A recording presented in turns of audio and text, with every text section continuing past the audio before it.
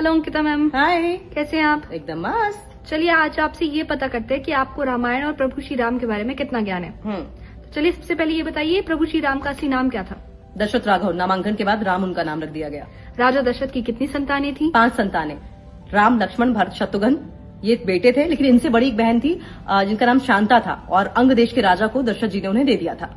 रामायण और गायत्री मंत्र का क्या संबंध है? रामायण और गायत्री मंत्र में संबंध ये है कि हर रामायण के 1000वें श्लोक के बाद जो पहला अक्षर आता है उससे गायत्री मंत्र बना है। अच्छा, गायत्री मंत्र में कितने अक्षर हैं? 24। वाल्मीकि रामायण में कितने श्लोक हैं? 24,000।